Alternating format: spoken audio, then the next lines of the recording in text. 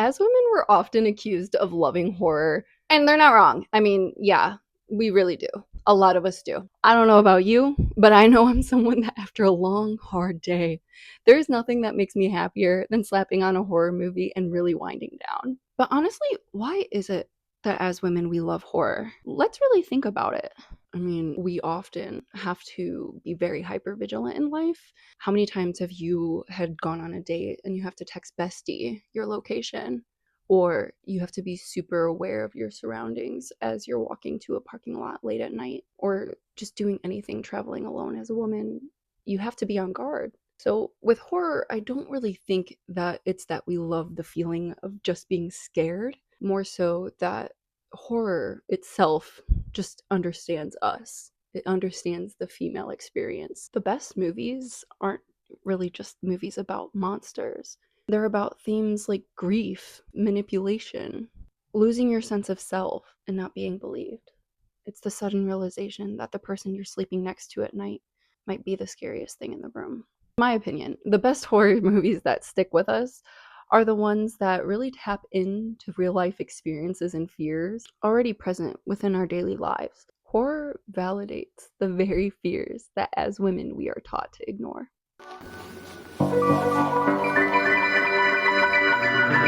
And real quick before we jump into these movies, I wanted to say hi. My name is Tori. This is my new YouTube channel, and I'd love for you to come stick around. Here we'll be talking about things like movies, a lot of horror movies, especially because that's my favorite genre. I'll also be talking about things like internet discord, and honestly, whatever I'm hyperfixating on that week. I just want to put out there obvious mild spoilers for these movies. I'm not gonna like deep dive into every single plot point for the movie, but we're gonna definitely get into some spoilers. But without further ado, let's tap into these movies. All of these movies are my favorites, but the first one we're going to get into is a personal fave, Midsommar.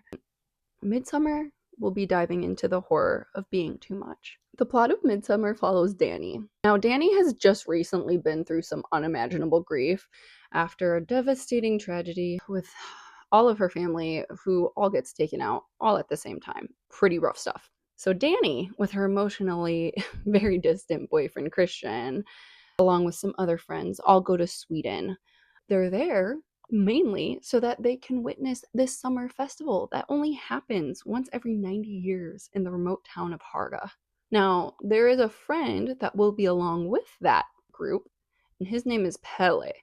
Now, Pele's from there, so he's kind of aware of all the things that are about to happen. So, what begins as a dream vacation in a place where the sun never sets soon turns into a very dark nightmare as the other members of this town invite them to participate in their disturbing festive activities. Now, let's be so for real. Christian was already emotionally checked out of this relationship before Danny's family was even taken. Might I add, the way that Danny's family was taken was probably one of the most gripping scenes I've ever seen in horror. They had all died by carbon monoxide poisoning due to Danny's very unstable sister, and I can't help but think, Ari, like, what is going on, boo? Because that was messed up, and he's done some messed up stuff, but I think that one was probably the most for me personally. But after the loss of Danny's family, it would absolutely make sense that she would want to hold on to Christian for stability. She literally lost everybody. And the problem is that he's not even truly there for her. Since she's still coping months later, Christian gives her a pity invite to Sweden. It was like 2 weeks, I believe, right before the festival were to happen. He knew about it several months before because he was talking about it when Danny had called him about her family. Not very good, Christian. It's giving, you should break up with her. But there is a big reason why they want to go. Josh, one of Christian's friends, is writing a thesis about it. And since Pele is from there, a native of this specific cult, group of people who just all happen to dress the same and have a niche taste for some really brutal group ritual activities, they end up going. So the thing about Christian now is that he knows he wants to break up with Danny. His friends know he wants to break up with Danny. But instead of doing that, he decides, you know what? I should stay in this really weird freaking limbo of where he's like physically there, but he's not emotionally there. So he really should just like bow out because it's not doing anyone a service here. Danny does accept the invite though. You can clearly tell that there's a lot of tension from the group that she's going in the first place. Now, most people center the horror of this movie around the cult involved, which it's like, yeah, they're kind of weird. They're not the usual type that you want to be around. But it's kind of a red herring for the film. I think a lot of women can recognize the character of Christian through this film. Christian isn't like some over the top villain or anything like that. He's just a regular schmegular guy. But mainly, he's a representation for emotional neglect. Through his relationship with Danny, you can kind of see that she is the one that's carrying the emotional burden of the relationship. She's checking in constantly, she's apologizing for herself regularly, and she's also making sure to self regulate all the time, even though, internally she is screaming, but she doesn't want to come off as someone that needs too much of her man. When it comes to the tragedy for Danny specifically, I don't think Christian was the type to be like, oh, how can I help her? What can I do to ease her pain? It was more so like, oh shoot, what do I do to deal with this now? It was not giving supportive at all. I think Danny's fear due to this isn't really the fear of being alone, but it's more so the fear of being abandoned because she needed somebody. The cult is really fascinating within this movie because it's filling a void for Danny that she's not receiving in her current life, especially at her home in the States. They're doing a bunch of things, and some of those would be noticing her. They're responding to the pain, and they're crying when she cries. As for someone who has spent the entire movie to be made to feel like her emotions are excessive, that feels really powerful. But there is a tragedy within this. They aren't really loving on her. What they're doing is they're using her most vulnerable point in life and taking that so that they can exploit her. And I think that's something that's so poignant about the film in general. It's that being seen is not the same as being loved. After tons of really weird, messed up group activities and rituals, not to mention some weird culty intercourse like scenes, we end up getting to see Danny become the new May Queen. And although Danny is overcome with gratitude and emotion, we as the audience understand that she has just jumped from one unhealthy dynamic into a complete different one.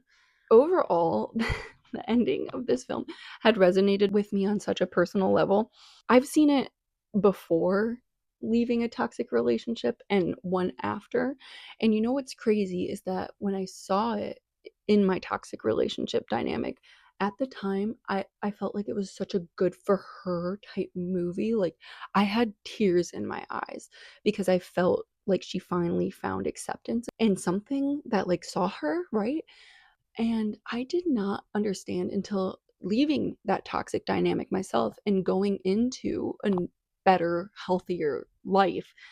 I saw it another time years later and I was like, whoa, yikes, big yikes. Having a new perspective in life helped me realize that she did not go into a better life. She did not finally meet a family that could care for her. It just was one unhealthy dynamic into another, truly. Definitely a lot more horror on that second watch, I can tell you that. And that's why I don't think Midsommar is just a movie about a cult. It's about a woman who spent years feeling invisible and the horror of what happens when the first people that finally see her don't have her best interests at heart. So if Midsommar is the horror of about being emotionally abandoned, our next movie explores something equally terrifying. It's the horror of being surrounded by people that insist that your instincts don't matter and that your reality isn't real. Let's talk about Rosemary's Baby. Now, Rosemary's Baby is all about the horror of not being believed. Rosemary's Baby is an awesome retro psychological horror about her and her struggling actor husband Guy and them moving into this beautiful New York apartment building. Now, things get a little weird. Guy ends up making a sinister pact with an elderly coven, and Rosemary then gets drugged and impregnated by Satan and must fight her own escalating paranoia. This movie explores themes of patriarchy, bodily autonomy, and eventual gaslighting. Like, you're gaslit from the moment this film starts, honestly. So, if Midsommar is about the pain of feeling invisible, Rosemary's Baby is something that might be even more terrifying. It's being seen, but not being believed. So, in the beginning of this movie, Rosemary is seen as this really sweet, soft, vivacious, funny, and kind woman. Her relationship with Guy seems pretty playful, honestly. They like to lightly joke about their overbearing new neighbors. Guy is your stereotypical struggling actor in New York, so he's doing his best to make it. He's performed in plays, and he's going around auditioning for his next big thing. Rosemary is excited about their new life in this home, and she honestly keeps herself busy by doing different homemaking activities while he's away. Very much giving like trad wife vibes. It was like the mid to late 60s, so that's kind of the vibe in general for most women back then.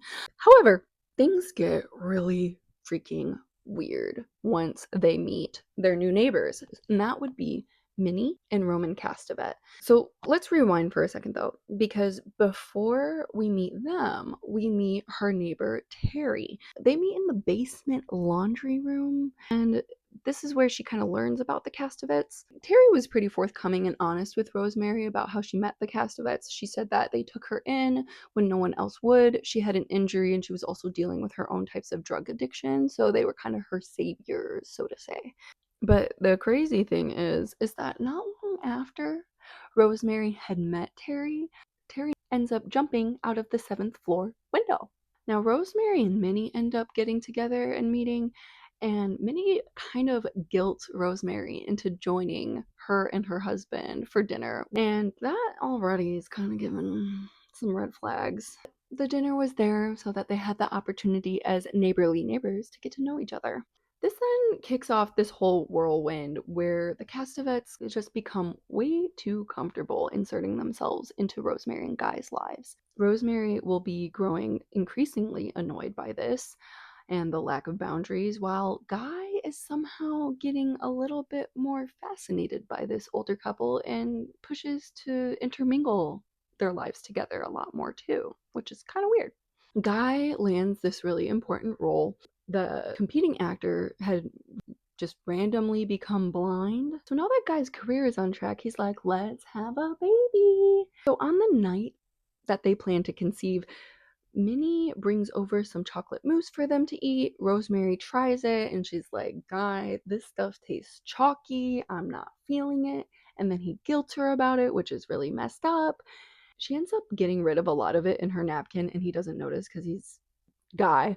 She then passes out and has this dreamlike vision where she's kind of on a boat, but then she's also being SA'd by this demonic type monster. But then it also cuts to like Guy and the Castevets being there along with a lot of other naked elderly people. Like, no one is dressed. Cut to the next morning, she wakes up with a bunch of scratches on her, and then Guy was like, well, I didn't want to miss our conception night because they wanted to have that baby. And she was like, you could have waited till the morning. We was like, ah. But yeah, that is not okay. That is marital grape. That alone is extremely concerning and grounds for divorce. And also to say, just to interject, like, I really am not a fan of SA scenes in horror movies at all. However, I do think that they were able to handle it really effectively in this film with the dreamlike sequence. Overall, I think it does enhance the story and serve its purpose. But yeah, so from the moment that Rosemary finds out that she's pregnant, they crank up the Gaslighter 3000 to full capacity. Her husband and neighbors insist that she wear this stinky tannis root necklace. She's sent to a new doctor instead of her usual guy, and he then prescribes that Minnie, her neighbor, make her these weird freaking smoothies. Anytime that Rosemary, through the rest of the film, tries to advocate herself or say no to something, she's super invalidated, and they keep telling her to follow their advice, even though she's the mother of this baby. But I digress. So the people in Rosemary's life throughout the film that could help her, give her advice, or tell her something's kind of wrong, they start mysteriously dying, getting sick, something happens to them, And any plan that Rosemary has through the film to get the help she needs is constantly undermined. It's super frustrating to see. And in the end, she ends up giving birth to the son of Satan.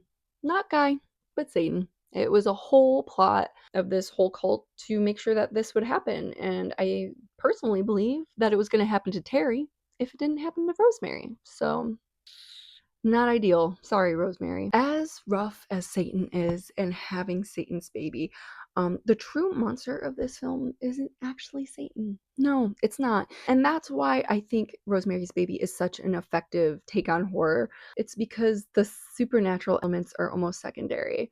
The real horror is Rosemary losing control of her life while everybody around her is telling her that it's for her own good.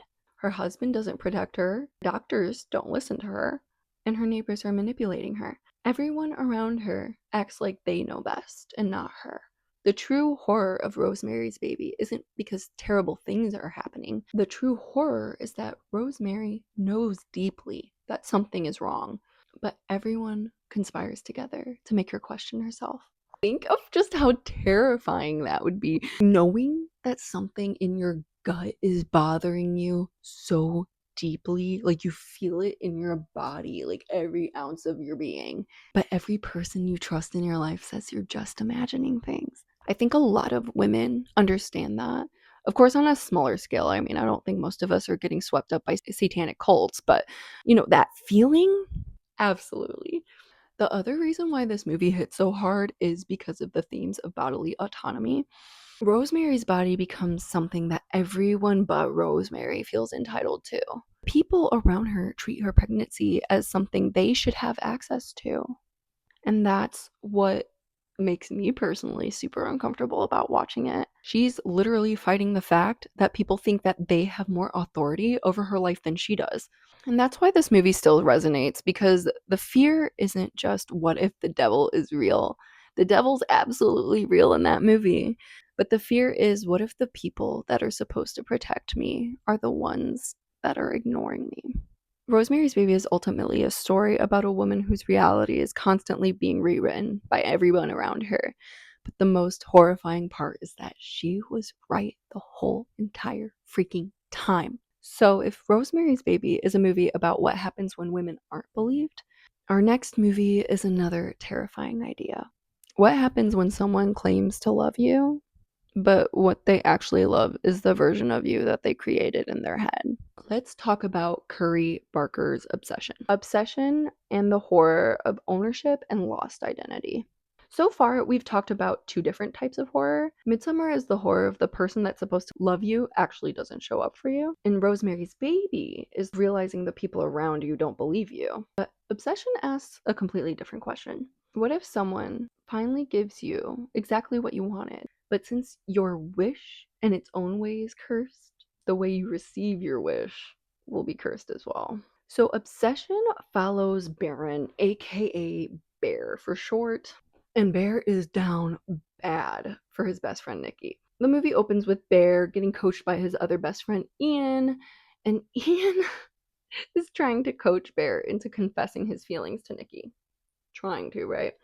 But Ian honestly gives him the worst advice possible, which is to pretty much neg Nikki into being Bear's girlfriend. But Bear decides to buy Nikki a birthday gift. He ends up landing, instead of on something that Nikki would actually like, he ends up getting her this gag gift called the One Wish Willow. Now, this is kind of an exclusive thing just to the Obsession universe, but the One Wish Willow is like a stick that you break that's supposed to make a wish. And it comes with a ton of warning. Be careful what you wish for type stuff. After Bear's cat dies, he gets invited out by Nikki to talk because she really wants to tell him something. So since he's feeling like time is running out, he does go out with his friends instead of mourning over his cat or, I don't know, burying her. After a night of trivia, Bear drives Nikki home, and because he's too cowardly to say it outright, even after being asked, he asks the One Wish Willow to have Nikki love him more than anyone else in the entire effing world. Pretty soon, chaos ensues. Nikki becomes an entity of total love and obsession towards Bear, with eventual murderous tendencies. This film also explores bodily autonomy too, but it's kind of more in a nuanced way. Bear wants something really simple. He wants Nikki to love him back, but instead of accepting love is something that has to be freely given, he finds a way to force the outcome. This film does a really great way of showing the theme of like, be careful what you wish for, because when you take away a person's free will, what do you have left? And this is a feeling that any woman that's been in a toxic dynamic knows all too well. Nikki post wish is an exact wish to what Bear feels towards her. It isn't true affection, it's objectification. Once Bear realizes that Nikki isn't truly Nikki, it's not like he stops. He only wishes to alter the wish to take off like the attention on him and how weird Nikki's being around him. He doesn't actually care about changing the wish to stop Nikki from being obsessed with him. He likes the obsession. He just doesn't want any kind of repercussions for the ways in which she's acting totally unhinged. He still completely wants access to her body, and he still completely wants that doting attention, absolutely. And Obsession gets really interesting because this is a story about a guy who wants to be loved, and it's human to want human connection and love. That is something that almost everyone understands. Who doesn't want to feel chosen? Who doesn't want to feel wanted? But the horror comes from the fact that Bear doesn't just want love. He wants certainty. He doesn't want to risk rejection. He doesn't want to sit with the uncomfortable reality that Nikki has her own feelings, her own choices, and her own autonomy. He wants the answer to be a YES in all caps. And I think this is where the movie connects to something women have been experiencing forever. The difference of love and the difference of possession, like being possessed. Because real love requires that person to have freedom. They have to be able to choose you, and they have to be able to disagree with you, and they have to be able to leave. The moment someone says that I love you so much that my choices don't matter anymore, that is not love. That is control. Women have historically been expected to be the object of someone else's desire.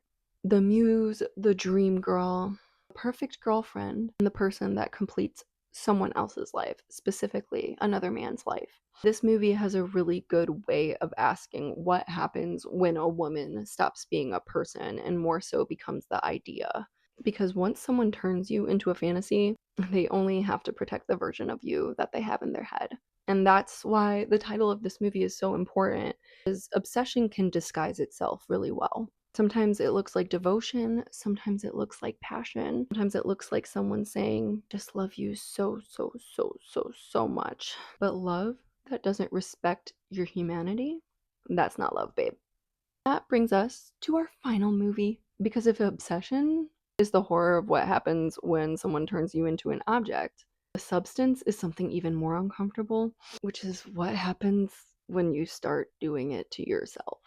Yeah. Now we're going to get into what I think is probably the most uncomfortable movie on the list. The other three movies are really about what happens when other people fail women. The substance is something even more terrifying to me, which is what happens when you start seeing yourself the way that negative people in the world start seeing you. And that's why The Substance is the horror of never being enough. The Substance takes us into the world of Elizabeth Sparkle. Love the name diva. And she is a Hollywood legend. We're talking like Suzanne Summers era type stuff. And she even has a Hollywood star on the Walk of Fame. Technically, the film kind of showcases that her best years are kind of behind her.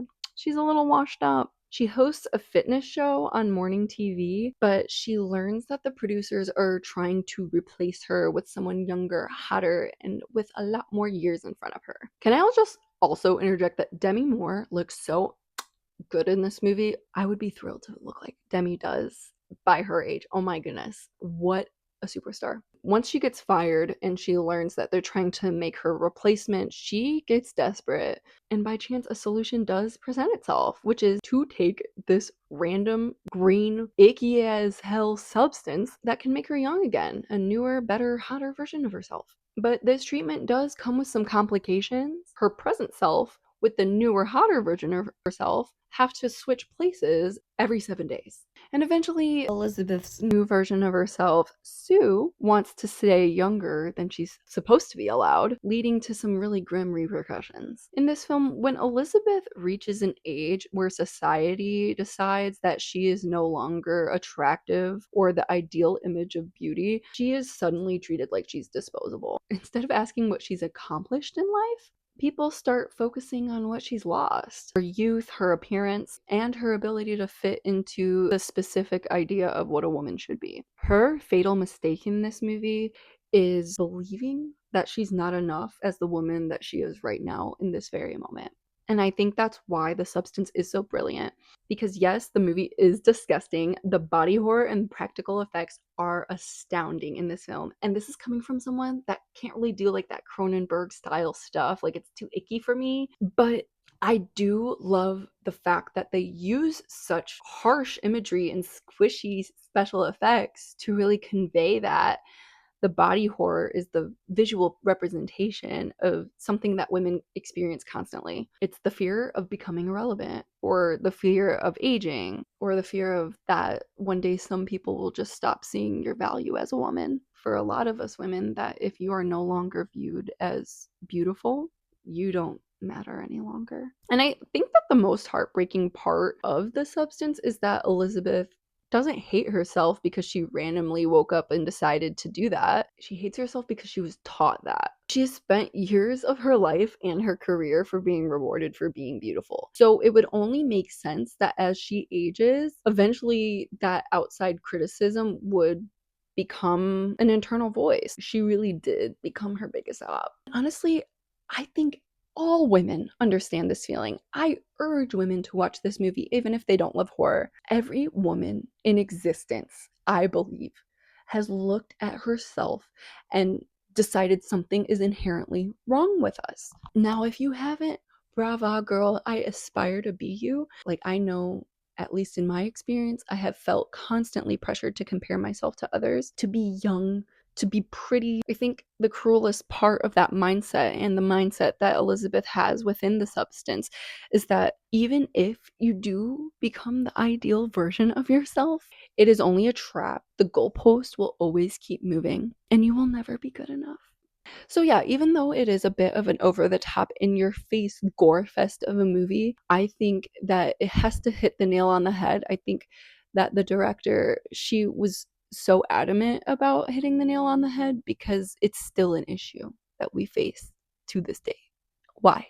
Why do we do that? The way we treat ourselves is a true make it or break it moment in life. As women, we have to be our biggest cheerleader. We cannot allow ourselves to turn into our biggest enemy. This movie conveys that perfectly. I feel like all four of these movies really share a similar frequency. All different stories, but the fears are all things that we face every day, or at least think a little bit in our heads on a daily basis. Genuinely, I believe that's why women resonate so much with horror movies. It's not because we love being scared, not because we want to deal with monsters in our lives, but it's because we can finally freaking be seen and validated for once. So, okay, Diva, I need to know, what horror movie made you sit there afterwards and think, this actually hit so close to home, it's not even funny? Because I feel a lot of horror fans would have a lot of different opinions on this one, and different points that just really did it for you. And if you enjoyed this and hanging out with me, please, please, please subscribe. I have a lot more videos talking about horror, other movies in general, internet discourse, and just over analyzing like anything else, I feel like.